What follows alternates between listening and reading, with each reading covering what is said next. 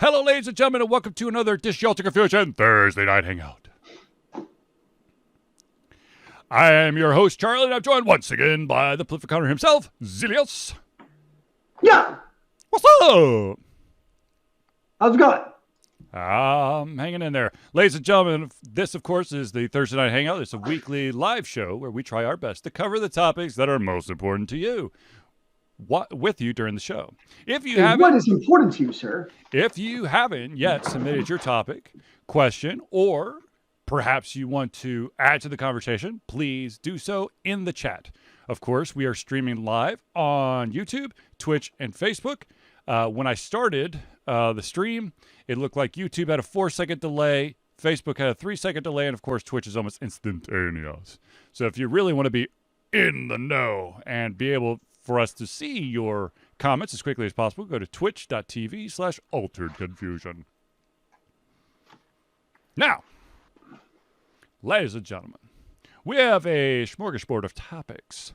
Smorgasbord? Smorgasbord of topics. And the first one is Suda51 has announced that finally, No More Heroes, Travis Touchdown, is retiring.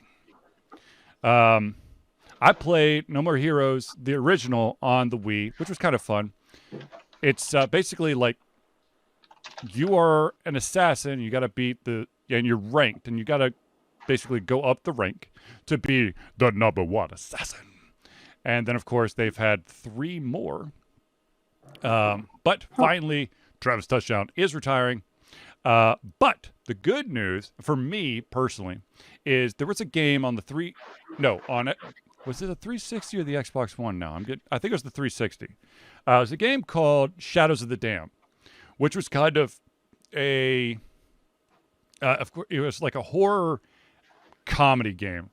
You had this guy, I can't remember his name off the top of my head. It's just went on my head all of a sudden.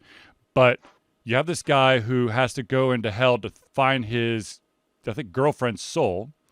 But the best part was the gun that he uses is like possessed. So it has like a raunchy, dirty mind and will throw out random comments throughout the game. Phenomenal. I love it. And I've honestly never really heard of this game. I'm looking it up now. I know nothing about it. It is awesome. But I will say, the problem was that Grasshopper, which is Suda51's company, didn't actually have the rights to make any more in the franchise, but they have regained the rights. And so I'm hoping for a new Shadows of the Dam. Though I don't know I'm assuming it's probably coming out on console. I don't know about PC. But everything seems to be going out on PC these days, so fingers crossed. Speaking of games... That's it. I guess it's a big game I should know about, but I just don't.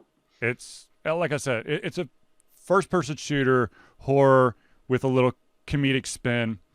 I highly recommend it. If you could, I don't know what platforms it's on, but if you can, I would highly recommend that you play it.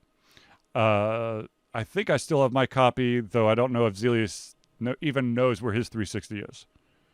I know exactly where my 360 is. Storage?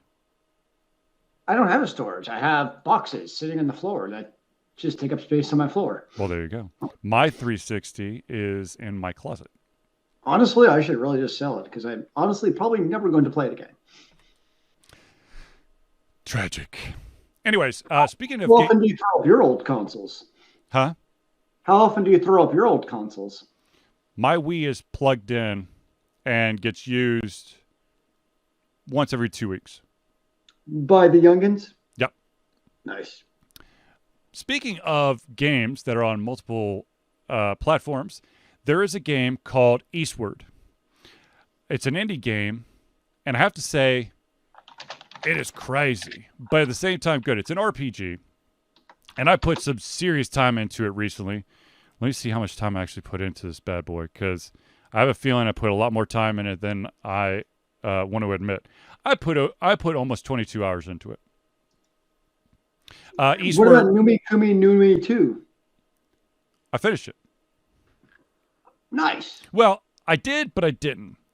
Here's my problem with Numi is it No Ni Kuni 2, is that I got a quest within the first 8 hours of the game that cannot be completed until Game Plus, New Game Plus. Well, actually, it's not a new game because it's really a continue.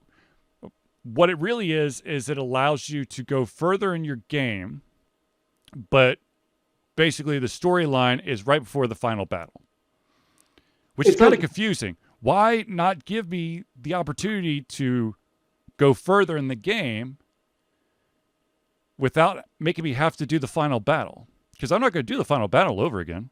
It's like I always hated with Nier Automata, good action RPG, but there was a bunch of chests that you'd find, by the way. It's not like it was hidden. It's like, here's a chest. You just simply cannot open it until you play New Game Plus. I hate that. Like, that type of cheap rate playability aspect just annoys me when it just slaps you in the face like that. A game like Scarlet Nexus doesn't bother me because it's like you're just playing as a different character for you to do the New Game Plus. It's not like you're obviously missing something. Maybe the story there, the characters, I get that.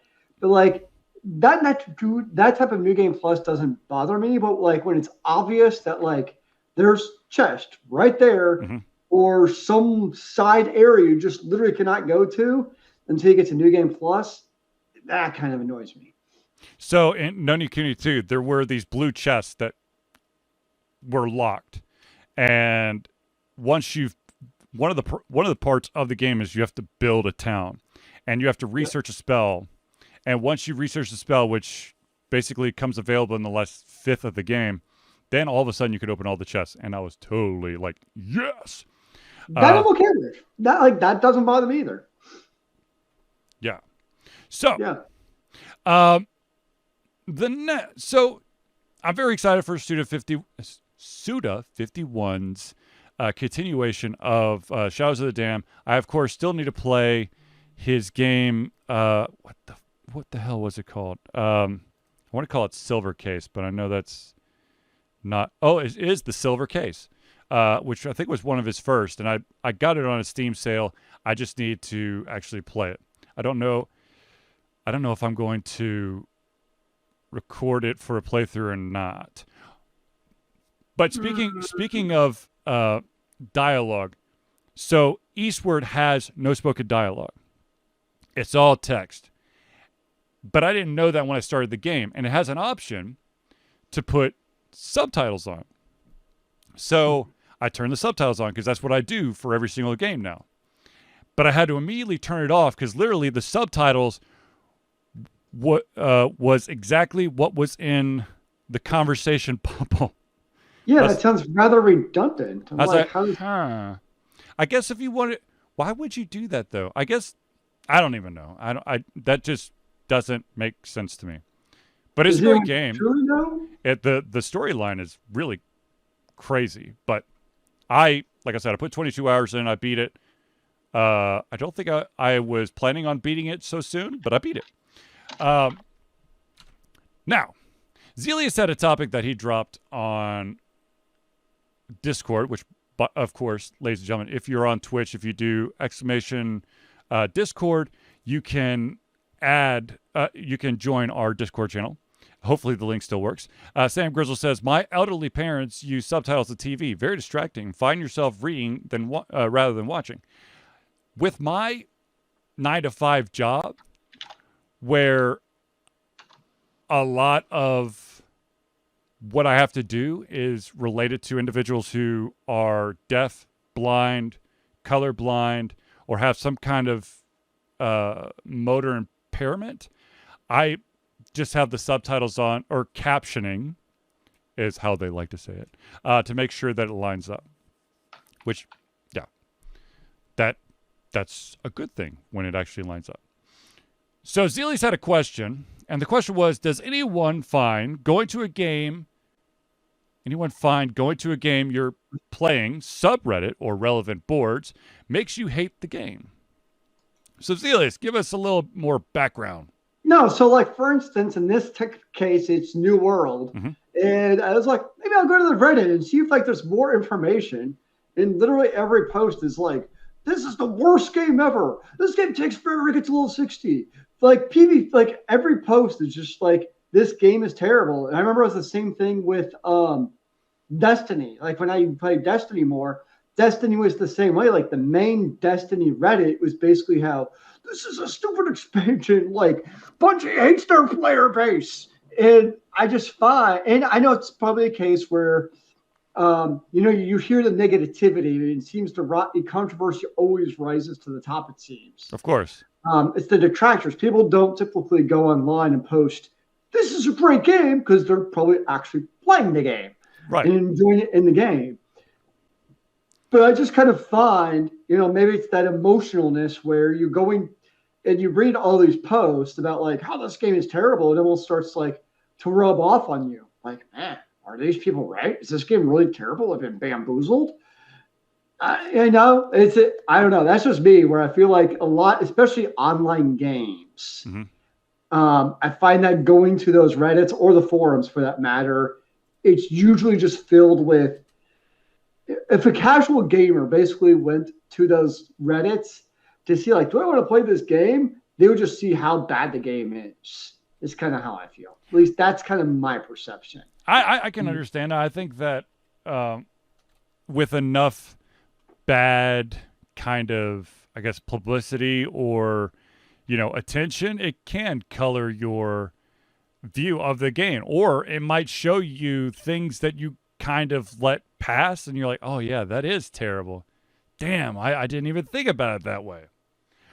Yeah. But that being said, like Zealeus made mention, when you go to forums or basically anywhere on the internet, what you're going to find the most on forums or whatever is people airing their grievances. What's wrong with the game? Why does it suck? One of the most recent games that came out for the Switch that everyone was anticipating was the new Metroid game. And the ironic thing is, a lot of people are airing their grievances saying that Samus has no personality, no emotions. That we should see that that Samus is human. The ironic thing is that was a huge problem in the Metroid Prime series, where Samus had a personality and people are like, oh God, come on, man. I don't need to know. I don't want to feel this shit. I just want to shoot things. We want her to be human. Whoa. That's too human. Yeah, it's like you can't have your cake and eat it too. You're never. Here's a fun thing for developers out there and gamers out there. There's never going to be a game that's going to satisfy everyone. There's going to be individuals who are going to have problems with the game. Either they're being dickwad trolls, or potentially or possibly they may just have this thing that they have to comment about because it's annoying the shit out of them so much that they have to air their, like I said, they have to air their grievances. When I played Destiny more, the main Reddit I was a part of was Low Sodium Destiny was the name of it. And the whole purpose was you could not be salty about the game. And so like only positive posts or valid criticisms, not just ranting, but actually like, this is why this is not working well, which are few and far between, or most of them are just like about the game itself. And that type of online relationships I enjoy to partake in. That I find interesting. Well, I mean, that's my main deal. I mean, that's what I do with all my reviews. If there's a problem with the game, I try to give it constructive criticism. I know, and I also, when I do a review of something, there's a very good chance I'm going to give you constructive criticism, be it a convention, which has gotten me in trouble quite a few times, a video game,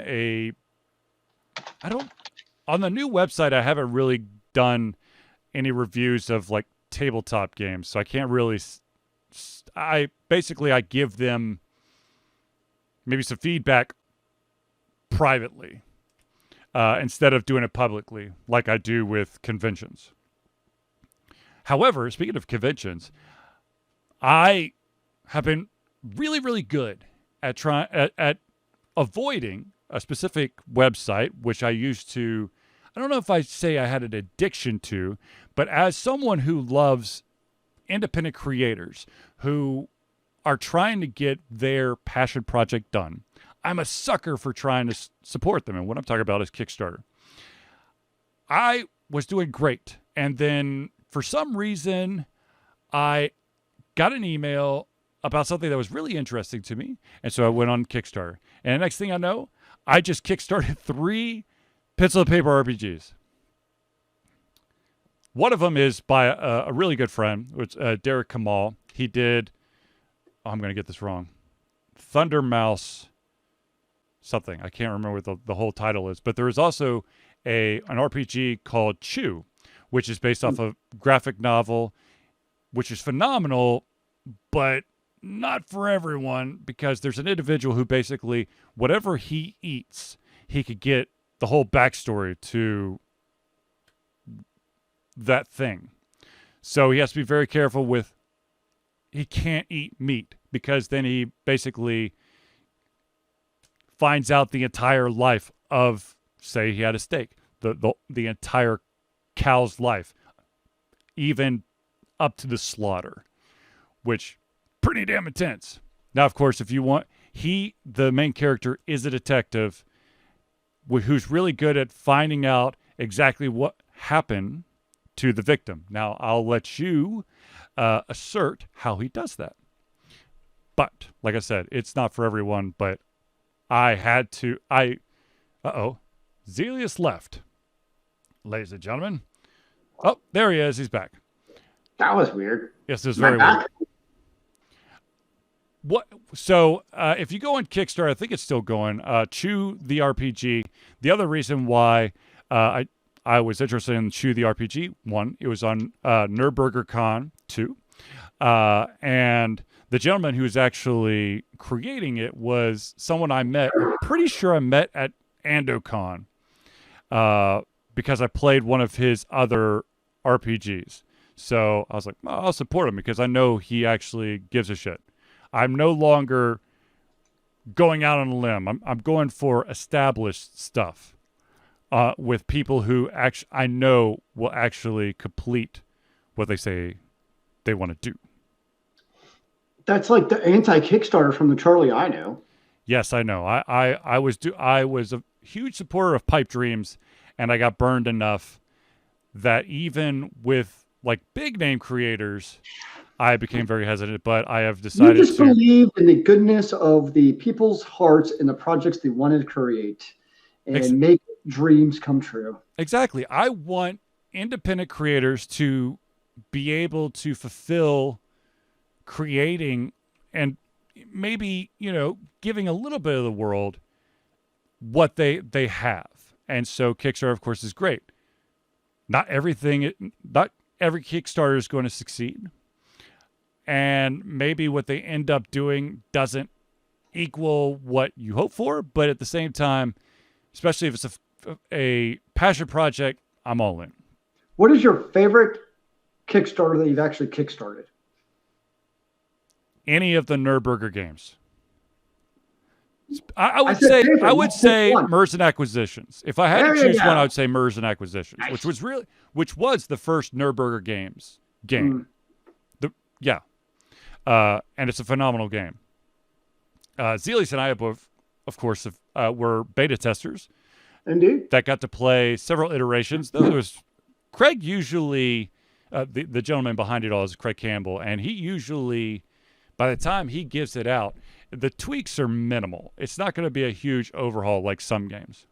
Well, it helps that he had lots of industry experience previous to Nürburgring games. Yes, he'd done a lot of freelance. Yeah. So as soon as you played it, you're like, oh, this is not just a pipe dream or some, something that was put together really quickly. So yeah, you knew you were getting a real product. And once again, I know I've mentioned this in the past, but if you are an individual who's interested in doing a Kickstarter,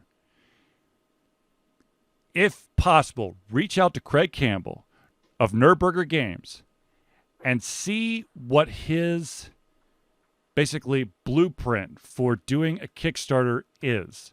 Because this man can have stretch goals, all that stuff, and he's able to deliver every single time.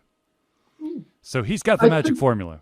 Yeah, I think the key is going in with a plan. It seems like, and that was the big issue early on with Kickstarter, is people just kind of throw shit against the wall and all of a sudden take off, and without doing any actual due diligence or proper planning or project management, they would just decide like, oh, I'm going to add a new foreign language to my game without actually considering what the ramifications of that are. Right, and this is not just, you know, your very small independent creator who's trying to start off. I mean, we're talking about the game. Oh my gosh, now I'm blanking on it. Broken World. Broken World? Yeah, Broken World. Which was broken.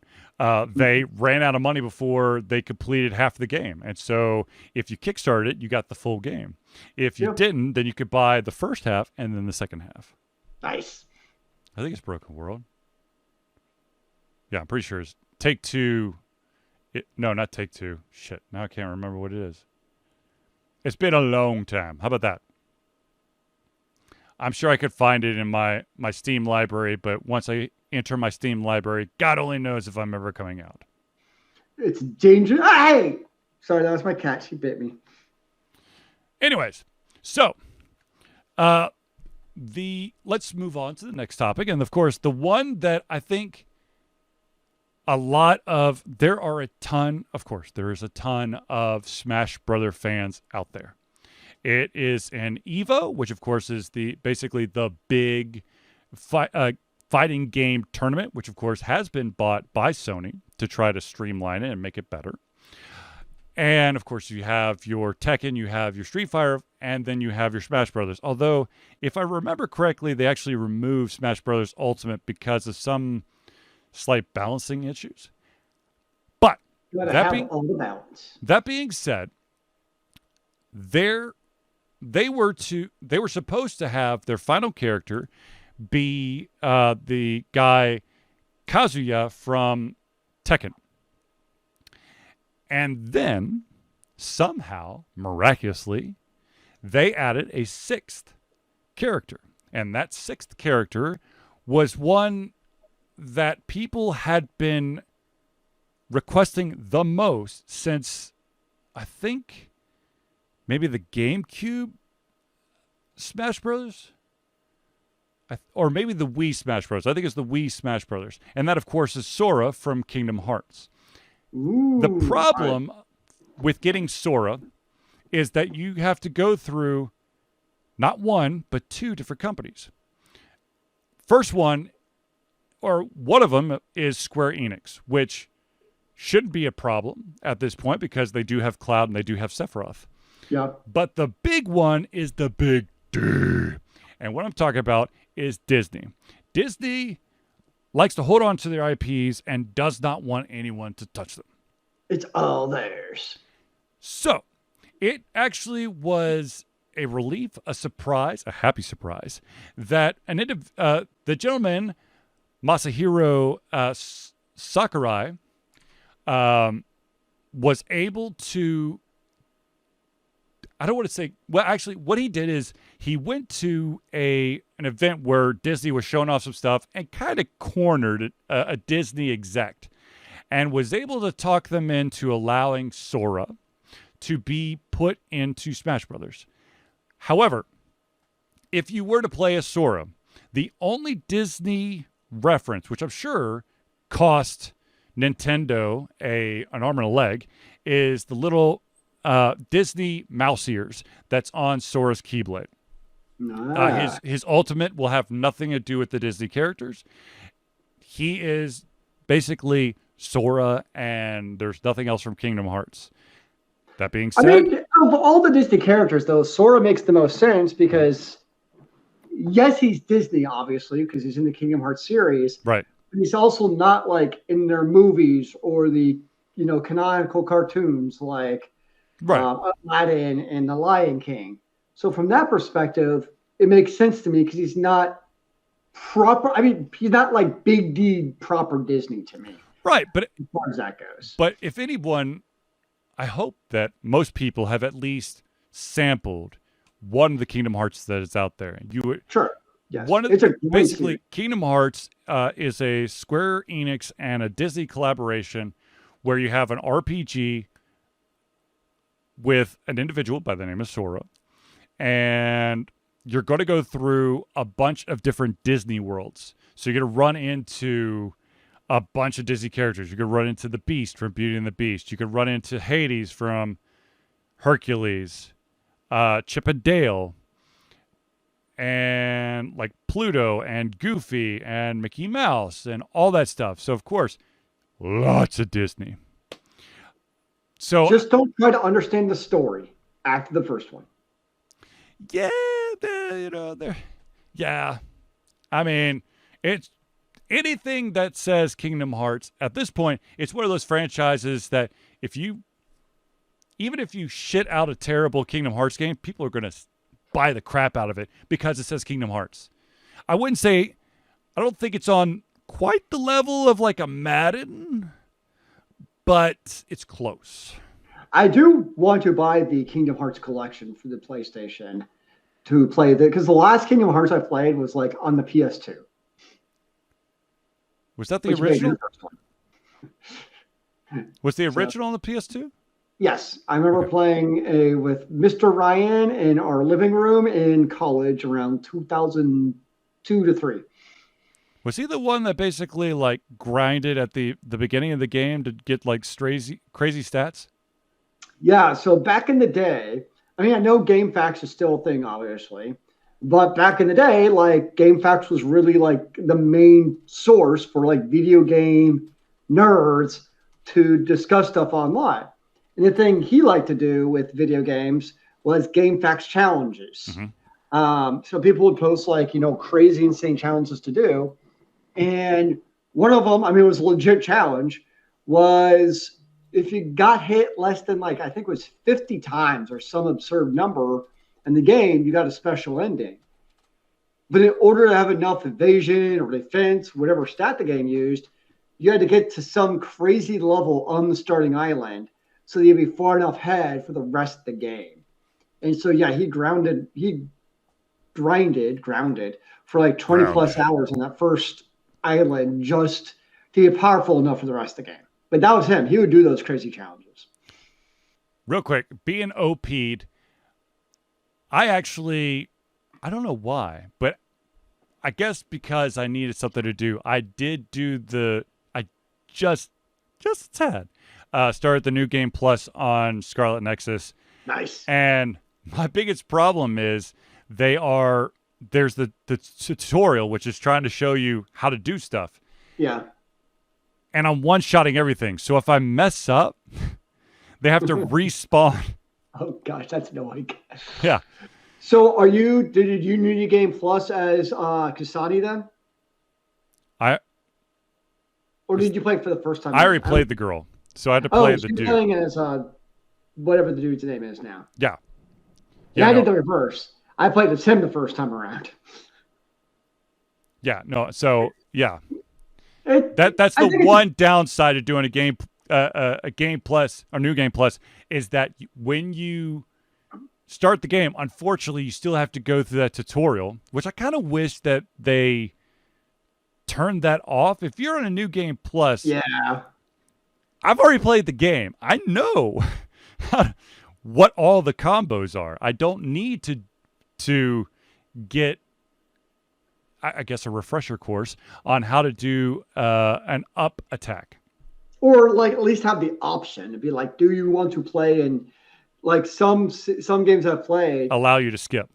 I think it was Blessed Online. I mean, an MMO of all things do that, where you can skip the first part and get to like the first main section at like level 5 or 6. Yeah. So I always appreciated that Blessed did that, where it's like boom, you can skip that. And I know it's not the only game, But to me, that makes perfect sense, especially when you want people to play New Game Plus. Yeah. Why would it's just, I don't know, it's mind-boggling that it requires you to do the tutorial and you can't skip. Of course you could skip all the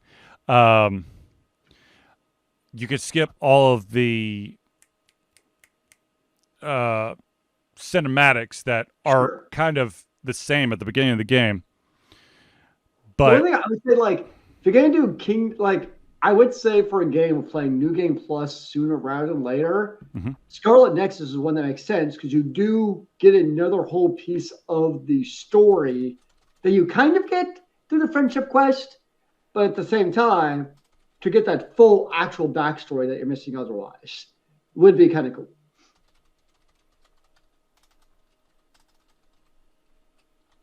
Sorry, I'm trying to put all this into all the different chats just in case someone is missing it.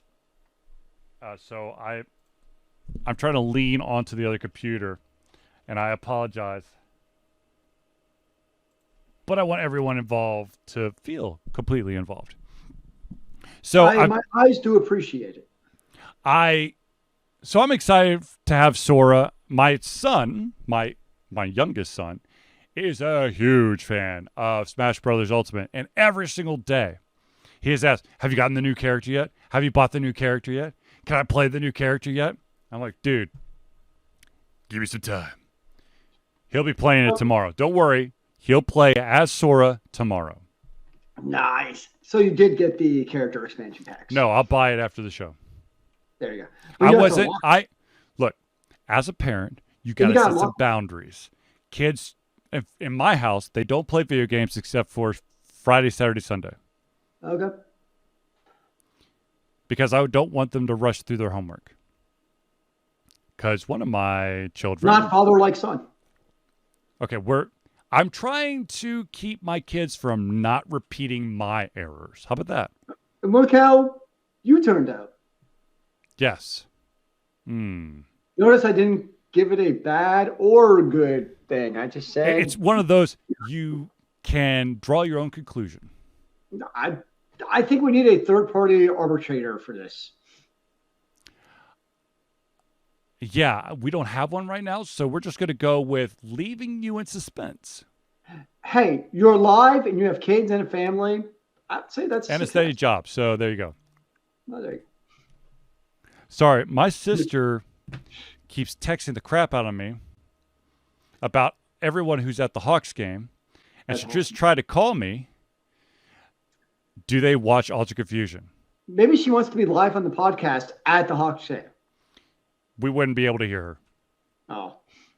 I'm just telling you. Because the Hawks are actually good right now, so there's a crowd, amazingly enough, that's actually pro Atlanta. And by the way, I know most of us here aren't really baseball people, but the Braves are winning already 2-0 in the bottom of the first.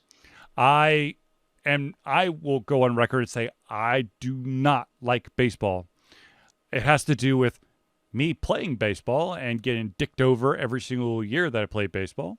And it just kind of, and then of course the fact is I find baseball super duper boring, but I actually watched last night's game. So if the Braves go to the World Series, I may sneak a peek. I'm not going to watch the entire game, but I might sneak a peek near the end of the game just to check it out. Yeah, no, I don't find baseball interesting pretty much at all, but at the same time, it's my local Atlanta team, so I will cheer for them to win at the bat ball. Sam Grizzle says all old Floridians are Braves fans. When they were growing up, they were the closest team. Go Braves! Well, that's when you had, like, you remember when TBS and when Ted Turner owned it, like, they were actually like a major powerhouse. And yes, for many decades, actually, the Braves were they're as large as basically the Yankees for years. Except they couldn't win the World Series. Yes. Because those damn Minnesota Twins and the Blue Jays. The Twinkies. Kirby Puckett, baby. Yeah, back in the day, TBS was a major powerhouse. Although TBS tried to screw with you by doing like everything 5 minutes after the usual. It's like 7:05 is the new show. Oh, 7:35 yeah, is the new forgot show. about You're like, that. what the fuck? Just 7 o'clock and 7:30, okay? I did see what was interesting. So supposedly, Yeah. he was actually talking baseball among the executives, not Mhm. just random blow smokes, but the actual execs for online viewership is actually eliminating blackouts for local markets. I hate blackouts. Oh, like every person who's not a multi-billionaire executive hates blackouts. That forces people to use VPNs to try to trick whatever system they're doing online to watch. No, yeah, they add absolutely zero benefit to anybody other than the bottom line of people who are already richer than So, rich. you're in the city or the state, you should be there. Well, that's also Bite when me. you had like the TBSs and the local news networks where that's all you could see it on. So in a weird kind of way, it made some logical sense. Maybe I'm just saying, But but now still, Fox no, that's Sports, not the case. Fox Sports Regional has dicked over everyone, and they don't have any contracts with everyone except for the regular cables and AT&T. If you have if you have a streaming contract like YouTube TV or Hulu, you will not be able to get the Fox Sports Regionals. That's right. So you basically can't watch most Hawks games online, correct? Most Hawks games, most Braves games, or half the Braves games, I should say. Unless, like, could you get like the NBA ticket? Is that a thing? Or I would assume that's buku money to do that. Yeah, it'd be like a lot of money, which is, Yeah. I mean, I love me some Hawks. I mean, I've been a fan forever, but I ain't paying that extra money. No, I hear that.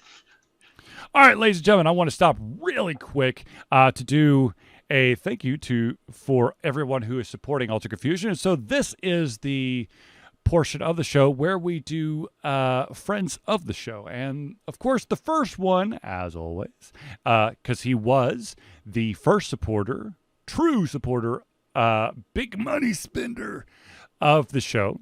That, of course, is the Indie Cluster. The Indie Cluster, I lost my script. Hold on.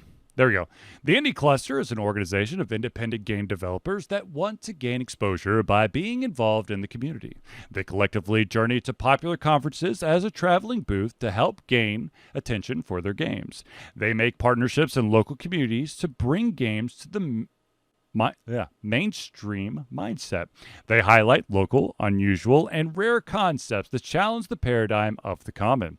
They also host events to teach kids and minority groups about game development to hopefully one day enter the industry themselves. If you want more information, go to indiecluster.com. That's INDIECLUSTER.com. Now, of course, our next one is our newest supporter, and that is a wonderful friend of the show that we met at the convention that shall not be named. If you want to actually find out what that is, we will tell you, because that's the review, our YouTube review that got a lot of backlash. But our supporter is Noodle Boy Media. Founded in 2015 by Andrew Tran, Noodle Boy Media, previously Whack Kid 47 Media, is your choice for professional photo shoots and panel recordings at conventions. They pride themselves in providing a high level of professionalism, top-notch experiences, and quality services. If you want more information and to view their full list of services, check out facebook.com/Noodle Boy Media. And of course, the final one, this guy has been the savior for me and many others to help correct issues with spinal alignment, and for me, shoulder and neck issues. That, of course, is Hero Chiropractic. Hero Chiropractic is a unique healthcare practice set up by Ryan Moore, the company's focus to elevate a patient's experience of freedom, creative expression, and joy. They believe that everyone can be a hero and has incredible heroic potential inside themselves waiting to be unleashed. Hero Chiropractic focuses on mobile chiropractic care in the greater Atlanta area. They are committed to healing clients by creating a plan of action uniquely suited for each person. They make that plan of action as convenient and affordable as possible, and most importantly, suited to your individual needs. For more information, go to www.herochiropractic.com. Now, before we get into Funko Chiropractic, they adjust your Funko Pops. That would be weird, but you never know. There's probably some people out there who will do it. I think he might be onto something. I know. Smart man. All right, ladies and gentlemen, of course, we have to do some personal shout-outs. And the first, as always, is ladies and gentlemen. For the 10th year straight, Alter Confusion will be fundraising for Extra Life. Extra Life is gamers doing what they do best. Game. To help sick and injured children at their chosen Children's Miracle Network hospital. The money that they raise through Extra Life will go directly to Children's Healthcare of Atlanta, which of course is our Children's Miracle Network Hospital, as unrestricted funds. This means that the hospital decides where and how to spend the money to ensure the dollars we raise make the biggest impact in the lives of the kids they treat. So if you have the capacity to donate, please go to extra-life.org and search for Alter Confusion.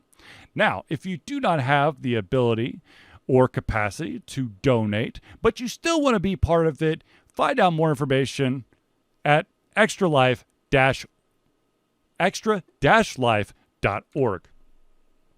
Now, ladies and gentlemen, I do want to draw your attention to the fact that Alter Confusion has a Patreon.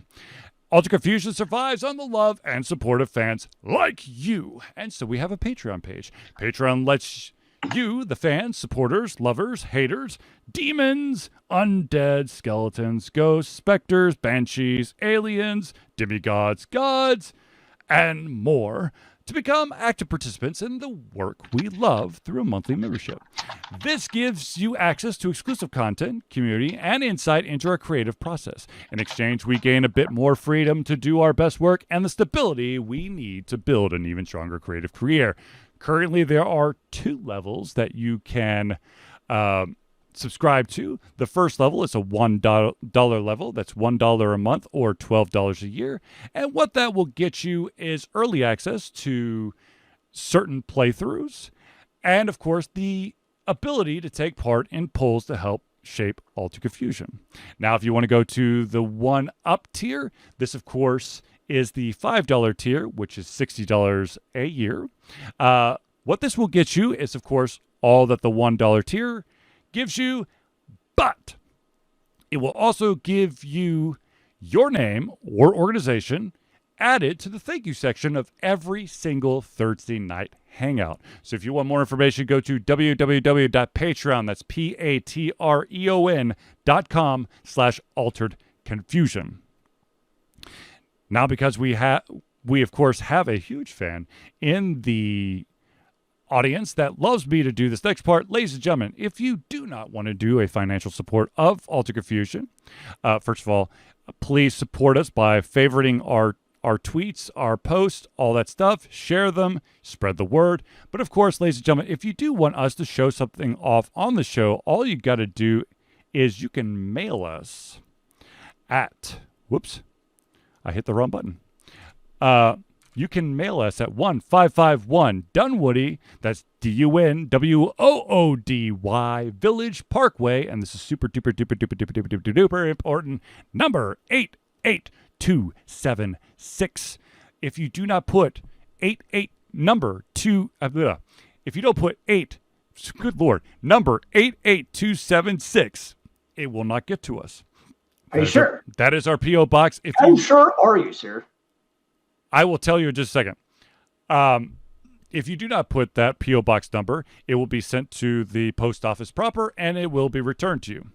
Now, of course, the city is Dunwoody. Once again, DUNWOODY. State is Georgia. Zip code is 30338. And the reason why I know for certain that that's the case is once upon a time, there was a convention which was a huge favorite of Alter Confusion. We love to support them. And that, of course, was AndoCon.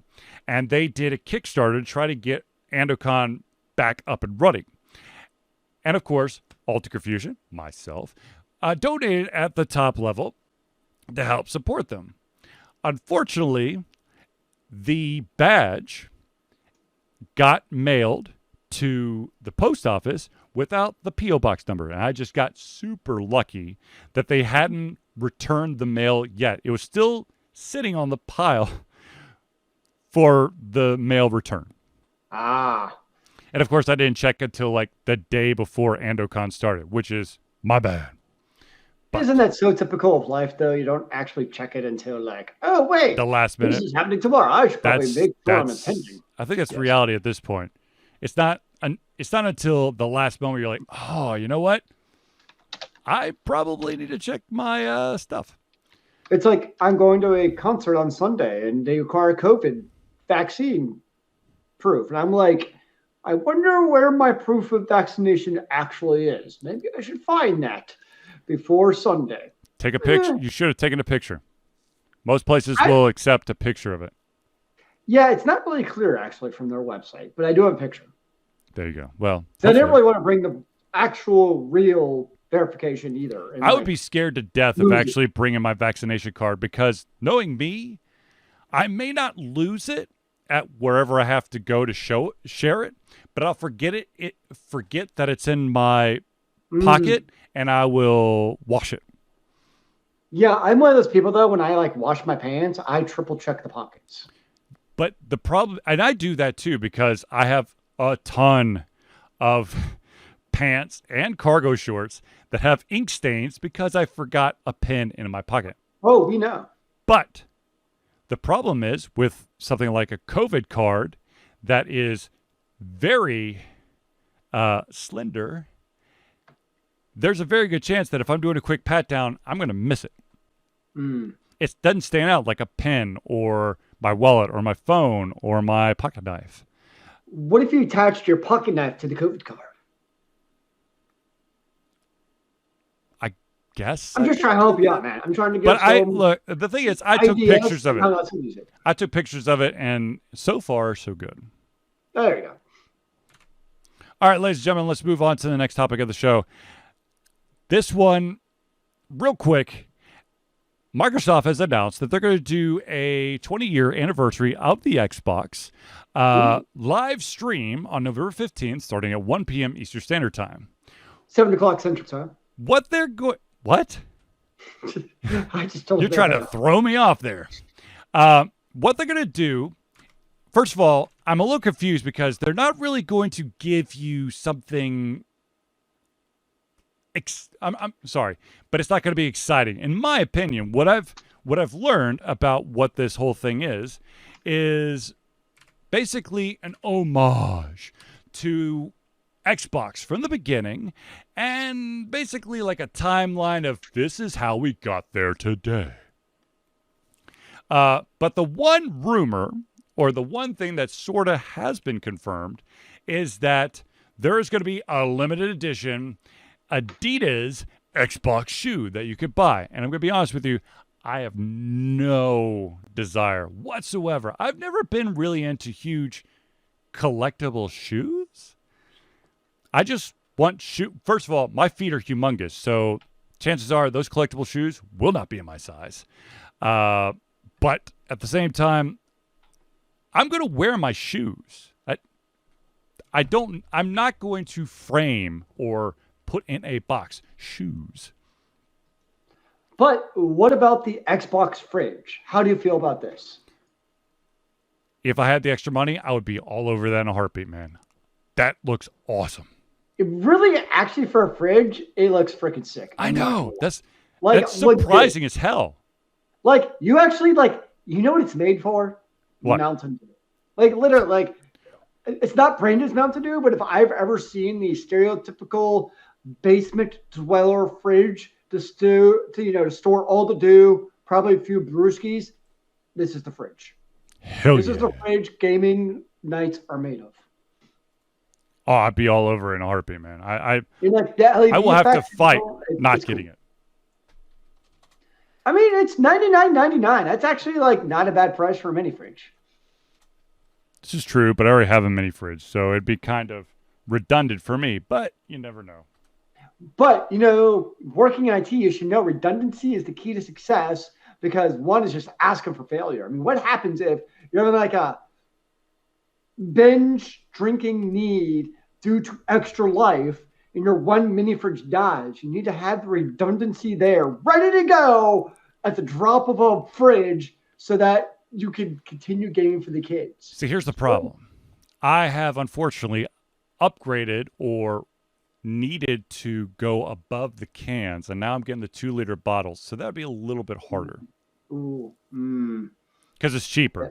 If you were to actually crunch the numbers, you get a ton more Mountain Dew if you go the 2-liter bottles than the 12-pack. Yeah. That is absolutely true. I'm still waiting for my 2-liter bottles of Strongbow. Beer? Oh no, cider, right? Yeah. I will never touch cider. It's disgusting.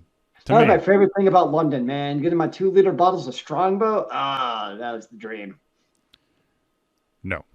But we're Americans and we're prudes. And we don't like we don't want real alcoholic content. It drives me nuts where they're like, oh, your percentage of alcohol in your beer is too high. No. Like, dude, you sell liquor that's like a bajillion times higher. I don't understand. You can go buy Everclear, damn it. Yeah. And you could also buy legit moonshine as well. So why can't I have my high percentage beer? Because it allows me to be in my moral high ground. Whatever. All right, ladies and gentlemen, I know that everyone has wanted to tackle the true big topic of this week. And that, of course, is there is a Sony patent that apparently lets viewers vote and pay to boot players from games. Now, if I can boot you from your own game, that'd be epic. So basically, what it is they are okay. Let me give you some of the highlights here. There isn't a current price point per se. Okay. What they're doing is they haven't decided. There might be a fixed price or a bid for the ability to basically remove players from a game. Where does the money go? Is this like Sony. Posted by the streamer? Does Sony get a cut because it's their patent? Oh no, Sony gets Sony. I'm pretty sure gets like the vast majority of that money because it's their system. They patent it. Oh, wow. Which is very interesting because so you're streaming on, let's say, Twitch. Yeah. So that's an Amazon product, but Sony is probably going to pull in the vast majority of that money because you're probably going to pay for that right on a Sony site, which is really, I don't know how that is going to end up working. But anyways, for those out there who are going, okay, so what are some of the requirements to boot a player? Here's 2 pieces to the puzzle. One of them, okay. The second one scares the crap out of me. And that is, the first one is, in order for this to take effect, there has to be at least 60% of the vote to cause a player to be booted from the game. 60% vote among whom? Everyone who apparently has paid for the right to vote. Okay. But here's the caveat. If the Spectator, and this is where it gets really hazy because I'm not exactly sure what statistics they're pulling here, but if a Spectator has a higher skill level than the vast majority of the individuals who are paying to vote, their vote actually is worth more. So you have to somehow link your Twitch account, let's just say your Overwatch account, based on your SR rating. Yeah. This is just asking for mother effing trolling. This sounds a lot really like good the Electoral College. who are giant dickwads too. When I think about it, maybe you're like the 55th best ranked player around, and you want to get your arch nemesis, who's the 45th ranked player, and because you're higher ranked than all the other plebs in the chat, can you get that person kicked either? But that was voting in the game itself, though. That's not spectators, right, Sam? Like Sam says old Battlefield games had vote kick. It was free and worked great. Only rude, annoying chat idiots got the boot. Playing to boot seems strange. Look, a lot of the, I don't want to say booting, but reporting that has been in place has usually been after the match, and it's usually around the participants of said match. Having the spectators have the ability is a little weird. It's like going to a sports game, and if enough of y'all rally to remove a superstar, the superstar is no longer able to play. Like LeBron James is no longer allowed to play. Imagine Trey would never play New York again. Oh yeah, Trae Young would never be able to play in New York. He'd have like an 80% boot rate. I think like it makes sense. Well, Spike Lee would just pay to get him booted in every game. Yeah, that's the other thing is, like I could see in the context of your own ecosystem of that game, there's a little more relevancy because you're playing against actual players in that game. But I think it's the spectator part, because I think, we've seen the case of the internet where once you open up what's going on with a game or with the environment or people interaction to like basically the random masses, that's when shit seems to really fall apart from it's almost like anarchy, where like it's just mass rule and it's just all kinds of craziness. So I think that's where it scales from like a couple of people, or I know Battlefield's more than just a couple, but a fair number of people inside that game. You want to win, so you're going to only vote the asshats, versus if it's audience participation. I think that's the part, especially in more popular games, that can be asking for trouble. Now, I do want to point out that it isn't solely spectators. There is the ability of participants to add their vote. Now, of course, while you're in the middle of a match, I don't understand why you would jump out of your game to utilize Sony's voting system, unless you're thoroughly pissed. Or perhaps you haven't, I guess if you're playing on your console and you jump on another computer to do your stuff, but still, most games require your full and undivided attention. Yeah. At least that's what I found. Anyways, so what this is trying to do, the reason why Sony is trying to do this is it would allow for the removal of unskilled players to make the games more interesting. Bullshit. It would also, in the event that the player is removed, the player would have no say-so. Oh, nice. And the removal. Now, as part of the patent, what potentially could happen is the individual could be booted from the game and basically go back to a lobby, or the player may be then put in a queue for a lower skilled match where they belong. I mean, isn't that the purpose of matchmaking in the first? Like, it seems like this is trying to fix a problem that there's already a system in place for, right? Like, right. You already have a matchmaking with an SR system in virtually every competitive game ever. And we all know that there's obviously mismatches for whatever reason. Maybe it's team composition, or one player just has a bad game, somebody's drunk.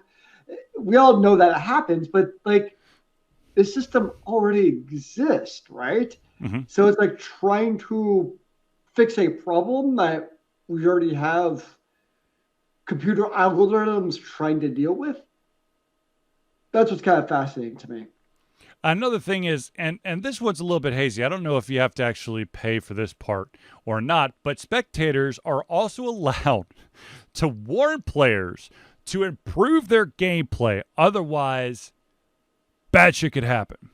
Nice. This is, by far, in my opinion, one of the most dangerous and dumb things to do. I understand that when you're doing a competitive game, and of course, eSports, even though it's becoming more and more, it's not yet mainstream. I know a lot of people are like, well, I see all on TV. That's not, sure, whatever. But I understand, you want the best talent to be showcased so you get potential sponsors and whatnot, and also make the game interesting, where there's a very good chance that if you have an individual who may not be completely skilled, or maybe is having a bad game, it may kind of slow down or unbalance the game.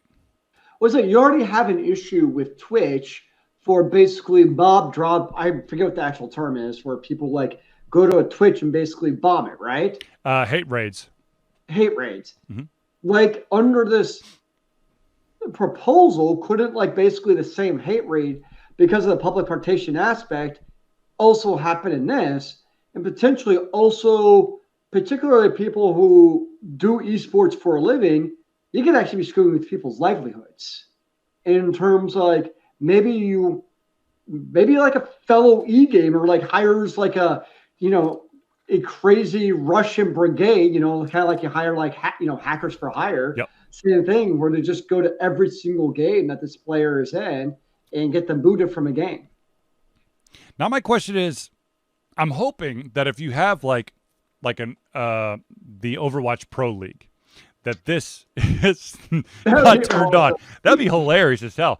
I hate San Francisco, so I'm gonna vote all those fuckers off. It's like match 5 of like the finals, and all of a sudden like the best support player gets like kicked off. It's like, oh well, sorry. Well, I mean, the thing is, look, there's gonna be Reddit threads that basically are going to feature a hit list of individuals that, for an additional price, I should say, in some cases, you'll have the mob basically vote off an individual.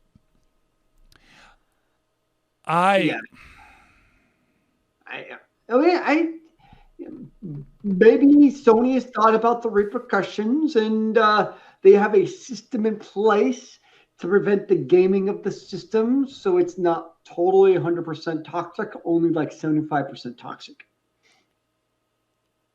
So, I mean, there's just so many freaking questions. Are we talking if it is just anyone streaming the game? Or does it have to be like the publisher, developers, Twitch stream in order and to allow the spectators to, have some input? Is this input also is it just for like competitive play or casual play as well? There's so many questions, and it scares the crap out of me with a yes to any of those. Or maybe Sony is just preemptively getting the patent for this so that it's in their back pocket and it's not going to actually come into public use. God, I hope not. Maybe, because, there's patents all the times from big companies where, some guy comes up with a crazy cockamamie idea in a boardroom and that sounds like a great idea. But they don't always come to production. So maybe that's the case. Is maybe it just was a harebrained idea at a conference room one day, and they decided like, what's the worst that can happen if we get the patent for it? And maybe it'll just be maybe on smaller scales, like Sam was mentioning with Battlefield, where it's not quite as crazy as we think it could be, and maybe it is a smaller confined. I mean, I hope at a minimum that you have to enable it. Like, it's not just like, oh, you joined the game, you're now able to be a kid. Congratulations. Like, there has to be some kind of option to basically enable this, I would think. Okay, so here's a question that I just thought about. Are we talking Sony's basically giving universal ability, or are we just talking they're giving the ability to boot players that are playing on a Sony platform?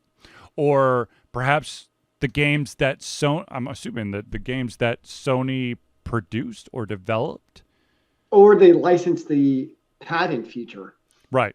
like a lot of things are. That scares the crap out of me. I mean, look, Riot Games has got that supposedly this working, ever-growing, smarter AI, Skynet, that's supposed to help with toxicity within the games. But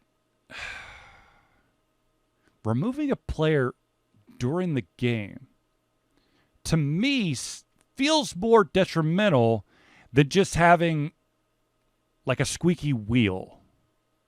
Because now you're down a person. Yeah, because like a game like Overwatch for competitive, you don't have backfill. Yeah. So like if one of your 6 players gets removed, you're down to 5, and you don't have a 6th backfill anyway. Well, unless you're playing Overwatch 2, then you're down to 4. Because remember, it goes 5v5. Yeah, so I don't know. I mean, we can speculate all we want. I will, if it actually comes to fruition, in the manner that we're talking about, it'll be abused. Oh God, yes. I would have to be reined in somehow, and not just the wild, wild west.